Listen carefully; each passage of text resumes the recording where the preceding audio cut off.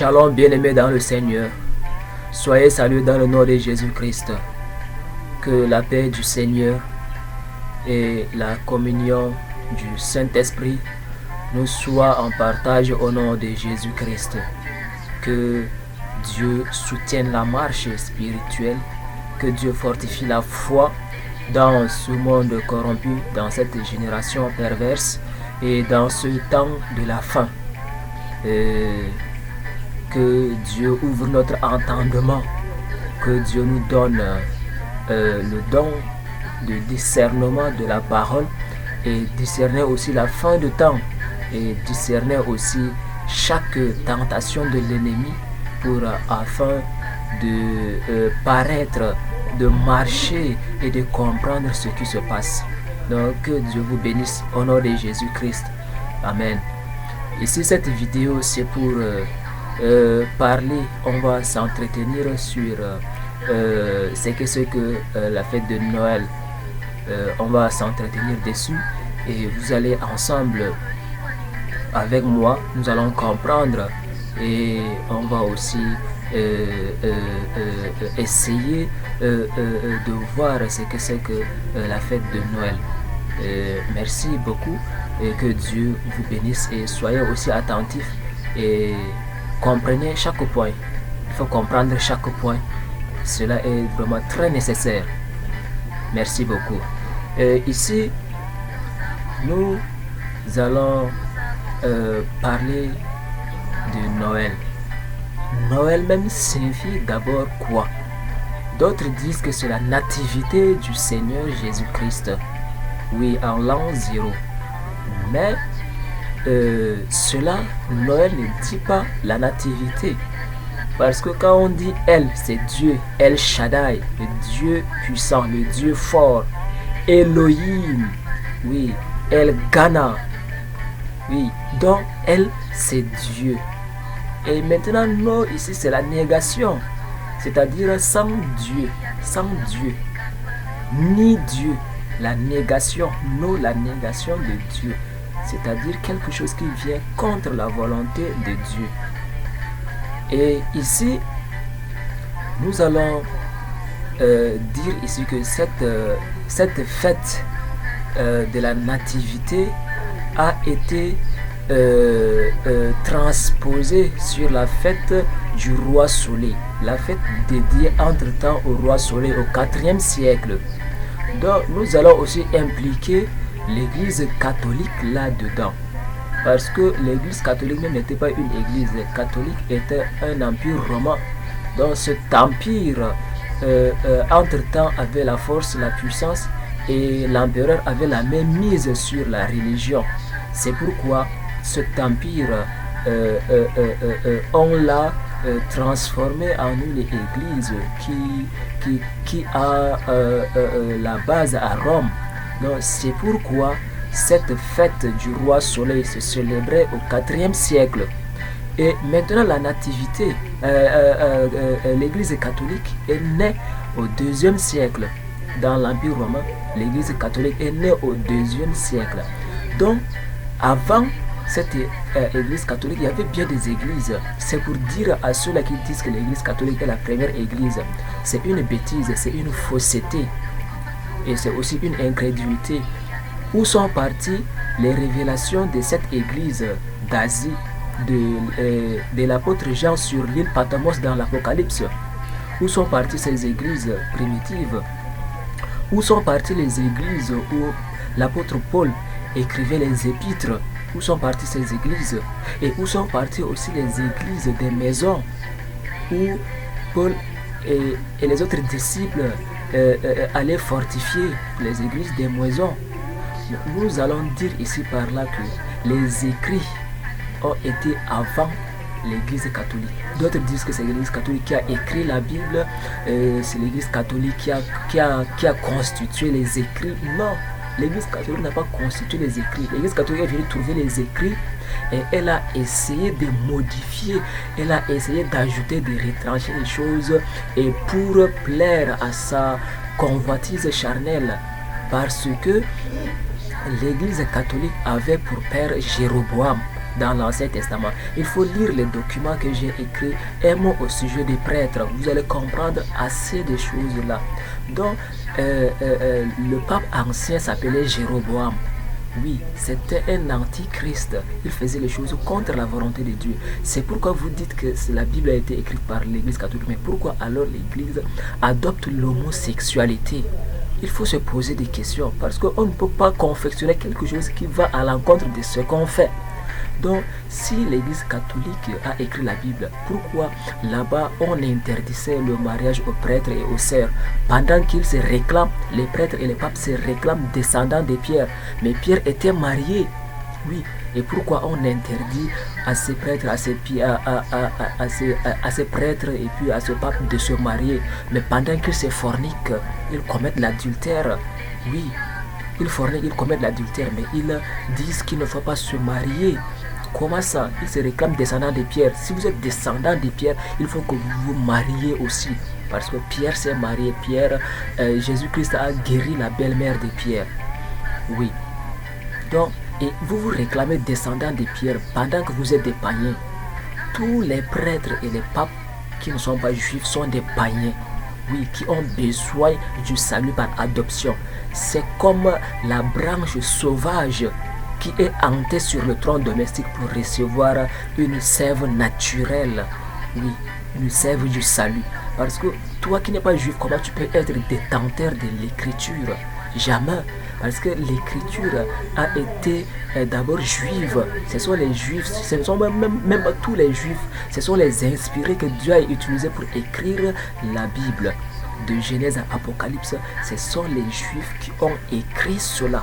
Oui, et comment toi, un païen romain, un païen américain, un païen français, un païen quelqu'un qui n'est pas juif, tu te réclames descendant de Pierre et tu te réclames encore auteur de l'écrit, tu te réclames docteur, celui qui a écrit la Bible, oui, le détenteur de la connaissance de la Bible, comment? Tu es un païen, oui, donc il faut admettre cela. Et nous allons comprendre encore une chose que si la Bible défend la fête des morts, Toussaint, Pétra, les cendres, l'écuménisme, le purgatoire, la Bible n'enseigne pas cela. Comment tu peux être auteur de la Bible et dire faire ce que la Bible défend? C'est absurde. Ça n'entre pas dans la tête. Si tu es auteur de la Bible, comment tu peux célébrer l'homosexualité? Oui, le lesbianisme, comment tu peux célébrer cela? Si tu es auteur de la Bible défend ces choses-là. C'est une abomination devant Dieu. C'est pourquoi le pape a dit que la Bible a besoin d'être toilettée. La Bible a besoin d'être rectifiée ou bien d'être corrigée. C'est absurde, c'est une maladie mentale.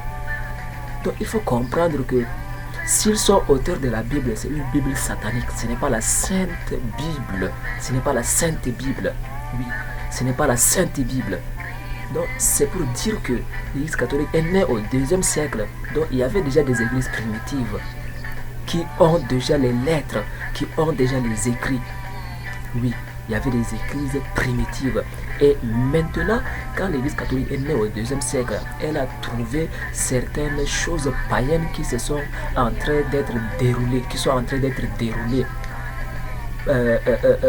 à l'exemple de cette fête païenne du roi Soleil. Oui, cette fête se passait et l'Église catholique célébrait aussi cela parce que là-bas ce ne sont pas des vrais convertis. Tantôt Toussaint, tantôt fête des morts, tantôt écuménisme, tantôt purgatoire, tantôt homosexualité, tout. Donc il faut comprendre que ces choses-là étaient là au début. Et maintenant cette fête du roi Soleil qui se célébrait au IVe siècle, l'Église catholique, comme l'empereur avait la même mise sur la religion, a décidé de changer cette fête-là avec le nom Noël, la nativité du Seigneur Jésus-Christ. Mais ce n'est pas ça. Oui, c'est vraiment faux. C'est comme un brigand qui est armé lourdement avec des armes. On coupe la tête de ce brigand-là, on laisse le corps qui est lourdement armé avec les armes. Le corps qui est armé, on coupe la tête du brigand et on part couper la tête du juste pour venir coller sur la tête du brigand-là. Le corps est toujours armé. Oui, on peut voir que voici c'est un brigand, même si la tête et la tête d'un juste. Voici le corps et le corps d'un brigand. Il est armé avec les armes. C'est comme ça aussi la fête du roi Soleil. Cette fête, on faisait les préparatifs païens. Armement, ce sont des préparatifs païens. Dans ces préparatifs, on faisait les sacrifices, on achetait les choses pour les préparatifs païens.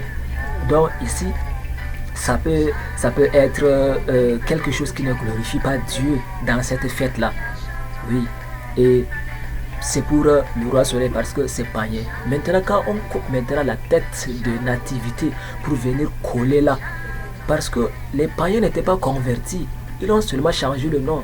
C'est comme le cahier des mathématiques. Ton cahier de mathématiques, tu arraches la couverture et tu colles la couverture de cahier de SVT ou bien de physique. La couverture, c'est physique, mais à l'intérieur, ce sont les écritures des mathématiques. C'est comme ça qu'on a changé la tête de la fête du roi Soleil en Noël. Quand on a changé seulement la tête, les préparatifs restent la même chose. C'est pour les païens toujours. Ça ne change à rien de quelque chose qui est sainte ou bien quelque chose qui glorifie Dieu. Ça reste toujours la même chose. Oui. Donc, tu parais comme ça beau, mais à l'intérieur, ce sont des ossements. À l'intérieur, ce sont des vomissures. C'est ça ici, la logique qui a été faite pour corrompre les gens. Et nous allons voir aussi la Pâque. La Pâque, c'est une libération. Pâque, c'est la libération. Et cette fête de Pâques se célébrait le premier mois, le Nissan. Le premier mois, le Nissan. Donc cette fête de Pâques là se célébrait ainsi selon la loi biblique. Et ici, nous allons aussi comprendre une chose de plus. Nous allons comprendre une chose de plus, c'est-à-dire que quand Dieu décide de faire sa chose, il ne s'empare pas de quelque chose qui est païen. Non, il ne s'empare pas. Dieu n'a pas besoin d'aller coller la fête de la nativité à la fête du roi Soleil pour dire que les gens désormais vont célébrer ça. Non, ce n'est pas ça. Dieu ne s'empare pas de quelque chose qui est païen. Donc Dieu lui-même, il fonde quelque chose qui n'est pas fondé sur Dieu. Dieu ne peut pas aller fonder sur quelque chose d'autre, mais tu viens te fonder sur Dieu. Dans la norme, ce sont les païens qui devraient se convertir pour célébrer la nativité. Oui, mais ce n'est pas la nativité qui part aller changer comme la couverture ou bien aller se coller sur les préparatifs païens. Non, Dieu ne s'empare pas des choses des hommes. Dieu se suffit à lui-même. Oui. Et maintenant, nous allons aborder quelque chose qui parle du calendrier, le calendrier juif, le calendrier romain. Nous allons voir cela ensemble. Et dans le calendrier juif, le premier mois, c'est Nissan. Le calendrier juif, le premier mois, c'est Nissan. Le deuxième mois, c'est Ziv. Le mois Ziv. Le troisième mois, c'est Sivan. Sivan. Le quatrième mois, c'est Tammuz. Le cinquième mois, c'est Av. Le sixième mois, c'est Elul. Le septième mois, c'est Etanim ou bien Tisrei. Etanim ou bien Tisrei. Le huitième mois, c'est Boul ou bien Kesvan. Le neuvième mois, c'est Kislev ou bien Kislen. Le dixième mois, c'est Tevet. Le 11e mois, c'est Sheba. Le 12e mois, c'est Adar. Et maintenant, ce que nous nous sommes dit, voici, c'est selon ces mois juifs-là.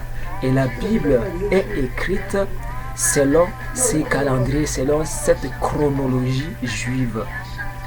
C'est là la chronologie que la Bible a été écrite. Et maintenant, ici, quand nous parlons du calendrier juif, le Pâques, la fête de la Pâque se célébrait le premier mois. Le premier mois de l'année. Donc c'est ça ici, la fête de Pâques. Et c'est pourquoi nous on fête cela en avril. En avril. Donc le premier mois qui est Nissan correspond à avril. Avril devrait être le premier mois, mais pas janvier. Janvier n'est pas le premier mois. Oui, janvier n'est pas le premier mois. Le premier mois devrait être avril. C'est pourquoi on célèbre la fête de la Pâque en avril. Nissan correspond à avril. Ou bien Nissan correspond à fin mars. Parce qu'on parle de l'année bissectrice. Donc, par variation, en fin mars ou bien en avril. C'est ça le premier mois. Oui, la nuit de traversée ne devrait pas être fin décembre. La nuit de traversée devrait être fin mars. C'est ça la nuit de traversée. Pour tomber au premier mois qui est avril et célébrer la fête de Pâques. Et maintenant, selon le calendrier juif, la Bible dit dans Luc 1 que au 6e mois, l'ange Gabriel fut envoyé vers Marie. Au 6e mois selon le calendrier juif. Dans le calendrier juif, le 6e mois c'est Elul. Elul est le 6e mois du calendrier juif. Et Elul correspond à août. Selon le calendrier romain, Elul correspond à août. Donc, voici cette correspondance.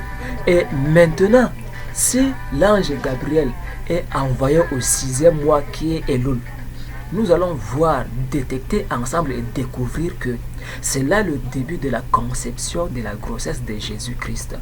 Oui. Et quand l'ange Gabriel fut envoyé au 6e mois, c'est-à-dire la mère de Jean-Baptiste, avait déjà été enceinte de 5 mois. Elle a âgé, Jean-Baptiste était âgé déjà de 5 mois de grossesse, de conception. Oui, dans le ventre de sa mère. Dans le ventre de sa mère. Oui. Et ce passage, nous allons le lire dans Luc. Luc chapitre 1. Luc chapitre 1, le verset 24. Luc chapitre 1, le verset 24. Quelque temps après, Élisabeth, sa femme, devient enceinte. Elle se cacha pendant 5 mois disant: c'est la grâce que le Seigneur m'a faite quand il a jeté les yeux sur moi pour ôter mon opprobre parmi les hommes. Au 6e mois, l'ange Gabriel fut envoyé par Dieu dans une ville de Galilée appelée Nazareth, auprès d'une vierge fiancée à un homme de la maison de David nommé Joseph. Le nom de la vierge était Marie. Donc l'ange Gabriel entra chez elle. Et maintenant, quand l'ange Gabriel entra chez elle, Élisabeth était déjà enceinte depuis 5 mois. Donc au 6e mois, Marie aussi tombe enceinte. Donc voici ici dans le mois d'Elul, Jean-Baptiste est né âgé de 5 mois. Plus que Jésus-Christ. Jean-Baptiste est le grand frère de Jésus de 5 mois. Oui, donc parce que c'est le même mois Elul que la conception de Jean-Baptiste a été faite et la conception de Jésus-Christ aussitôt a été faite. Donc, quand nous comptons, la grossesse dure en moyenne 9 mois. La grossesse dure en moyenne 9 mois. Donc, on compte Elul, Etanim, Boul, Kislev, Tevet, Sheba, Adar et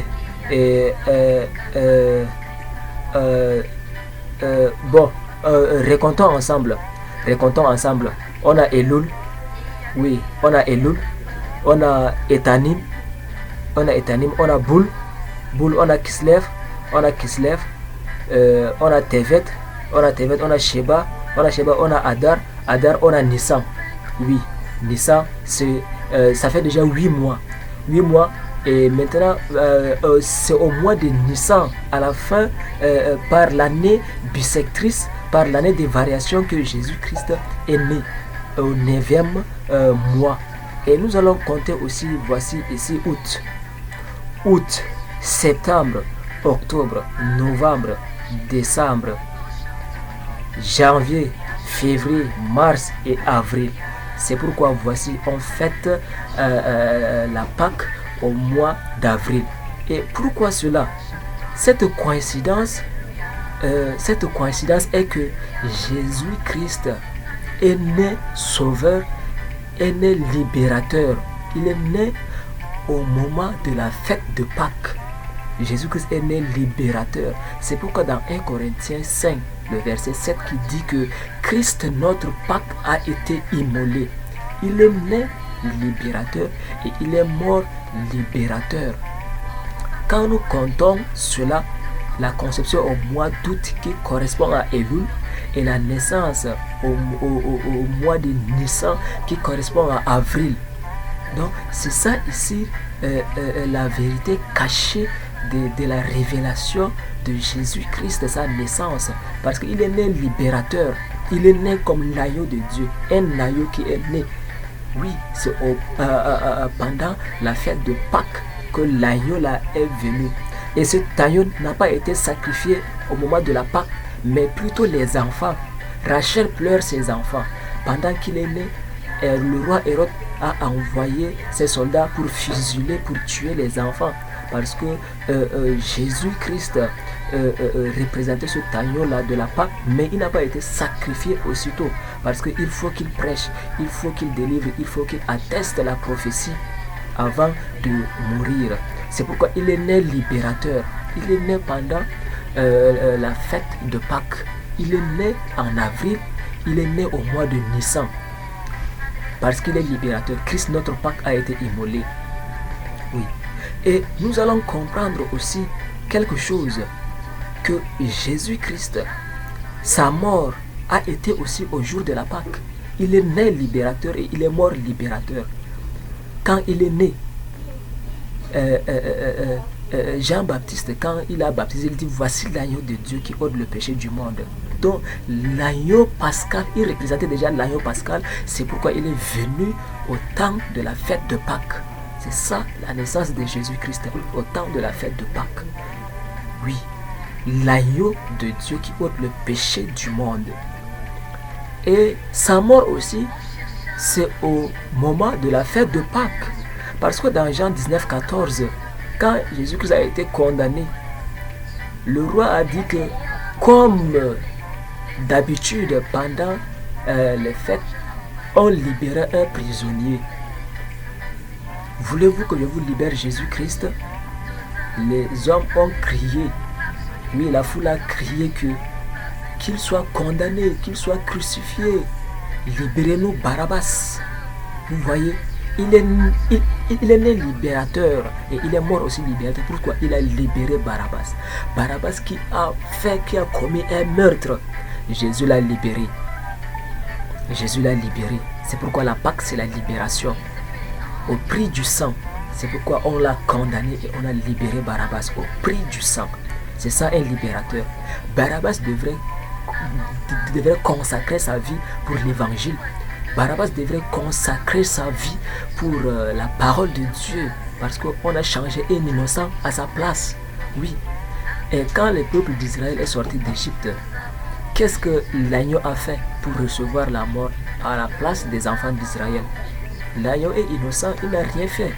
Ce n'est pas l'agneau qui a dit qu'aller en Égypte en esclavage, non. Mais l'agneau a subi pour libérer. L'agneau a donné son sang pour libérer les enfants d'Israël. C'est pourquoi Jésus-Christ, qui est innocent, qui n'a rien fait, il a quitté le ciel pour venir nous libérer. Contrairement à Barabbas, oui, qui méritait sa condamnation. Mais Jésus-Christ est venu être condamné injustement à sa place. Voici la libération, voici la Pâque. Donc Jésus-Christ est né libérateur et il est mort aussi libérateur. Et sa mort, c'est pendant les préparatifs de la fête de Pâques. C'est pendant les préparatifs de la fête de Pâques. Donc, quand on préparait pour la fête de Pâques, on gratifiait toujours un prisonnier. Oui, on le libérait. Mais on a condamné Jésus à sa place. Donc, c'est pour dire ici que la fête de Noël n'est pas biblique, qu'elle soit en décembre ou bien que la fête porte le nom Noël. Le nom Noël n'est pas biblique. Le nom Noël ne signifie pas nativité parce que elle c'est Dieu, nous c'est sans Dieu. Donc quand on célèbre la fête de Noël le 25 décembre, cela n'est pas biblique. C'est pourquoi pendant la célébration de cette fête, on a assez de choses qui se passent. Oui, des choses abominables qui se passent. La fornication, l'adultère, la division des foyers. On a assez de choses qui se passent pendant cette fête-là, pendant les préparatifs. Oui, les séparations, les vols, les détournements, tout, les endettements. La fête n'est pas biblique. Parce que ce n'est pas sa date. Si selon le mois juif, au 6e mois, l'ange Gabriel est envoyé, le 6e mois qui est Elul, qui correspond à août. Donc, ce 6e mois, si nous comptons la grossesse dure en moyenne 9 mois. Donc, Jésus-Christ est né libérateur. C'est pour dire simplement que quand la grossesse a commencé au mois d'Elul, on compte 9 mois, 8 mois vers la fin, le Nissan, Jésus-Christ est né. Il est né libérateur, l'agneau de Dieu qui ôte le péché du monde. Donc, au mois d'août jusqu'à avril, on compte 9 mois. C'est pourquoi nous disons ici que l'Église catholique a corrompu assez de choses, comme le baptême aussi par aspersion. Vous pouvez lire aussi le document de baptême, les doctrines, entre parenthèses le baptême, que j'ai écrit avec assez de recherches. Donc vous pouvez connaître et discerner la vérité à partir de là. Parce que l'aspersion n'a aucunement été pratiquée dans la Bible selon la sainte doctrine. Donc vous pouvez comprendre cela, vous pouvez aussi trouver cela dans la Bible selon votre connaissance et votre recherche. Les chrétiens d'aujourd'hui ont manqué la sagesse, ont manqué la qualité des chrétiens libérés. On ne cherche plus, on se contente seulement à écouter, on ne lit pas. Parfois, on a la Bible, on ferme la Bible, on part s'asseoir à l'église, on écoute la lecture même, là, on ne lit pas la Bible, quelqu'un d'autre lit et on transporte seulement la Bible. On ne fait pas la recherche. C'est pourquoi le blanc a dit que pour cacher quelque chose à un noir, il faut l'écrire au milieu des livres. Il faut lui cacher cela dans les Écritures parce qu'on ne lit pas, on ne découvre pas. Celui qui ne lit pas ne découvre pas assez. Il faut être curieux. Il faut lire pour comprendre les vérités. Il faut se poser des questions. Il faut pratiquer, cultiver le scepticisme. Oui, il faut accorder une marge de tolérance à toutes les choses. Il faut savoir comment chercher la vérité. C'est ça ici, la qualité des chrétiens des Béryl. Quand les apôtres prêchaient, ils rentraient à la maison, ils partaient fouiller dans Actes 17 que est-ce que ce qu'ils enseignent là, cela existe dans la parole, est-ce que c'est vrai, est-ce que c'est confirmable. C'est ça la qualité des chrétiens, le chrétien spirituel. Il ne se fonde pas seulement sur les dires Amen, Amen, ça va. Non, les chrétiens bénis, les chrétiens incrédules, les chrétiens insensés. Il faut changer, bien aimé, il faut changer. Il faut chercher la vérité afin que la vérité puisse vraiment t'affranchir. Afin que la vérité puisse t'affranchir. Vous connaîtrez la vérité et la vérité vous rendra libre. Si tu ne connais pas la vérité, tu n'es pas libre. Oui, tu es comme un aveugle qu'on conduit. Bien sûr que tu as des yeux, mais tu es un aveugle parce que tu ne comprends pas spirituellement. Donc, il faut comprendre les choses. Il faut comprendre les choses, bien aimées, parce que le monde est vraiment critique. Le monde est vraiment critique. Prends la responsabilité. Personne ne peut t'imposer une religion que ce soit. Donc, prends le temps, tu lis bien, tu t'assieds bien comme ça dans la foi et tu prends la décision de suivre, de prendre quelle religion que tu veux. Qu'on ne t'impose pas la religion. Il faut être responsable de ta foi parce que ton salut, la responsabilité te revient. Ton salut, la responsabilité revient. Oui. Si tu es là comme ça et tu t'agites ou bien tu ne connais rien, on te traîne par-ci par-là, laisse-moi te dire que tu seras comme la girouette qui suit seulement la direction du vent. Tu seras volatile. Il faut chercher la vérité. Et quand on te dit le mensonge, la fausseté, tu dis que voici ce que la Bible dit. Voici, tu expliques. Oui, qui que ce soit, un prophète, un faux pasteur, un faux docteur, il vient devant toi, tu dis que voici ce que la Bible dit. Il ne va pas te toucher, il ne va pas t'atteindre parce que le Saint-Esprit t'enseigne, le Saint-Esprit te convainc et lui-même là, il aura la honte de te corrompre parce qu'il sera dit faux prophète. Oui, c'est ça ici la vérité. Il faut chercher la vérité. Il faut chercher la vérité. Et je vous invite de lire le baptême Et je vous invite de lire un mot au sujet des prêtres. Et vous allez être vraiment édifié dessus. Vous allez être vraiment édifié et que le Saint-Esprit vous convainc, vous ouvre les yeux spirituels, vous ouvre votre entendement et vous donne à comprendre les choses spirituelles. Parce que ce monde-ci, le règne spirituel domine sur le règne physique. Donc, si spirituellement tu es fort, tu domines sur le physique. Parce que ce sont les choses spirituelles, ce sont les réunions spirituelles, les décisions spirituelles qui transforment le physique. Donc, soyez vraiment fortifiés, soyez lourds en esprit, soyez bagagés. Oui, ayez de la connaissance, ayez vraiment de la sagesse biblique, la profondeur de la révélation. La fête Noël n'est pas biblique. Oui, la fête Noël n'est pas biblique.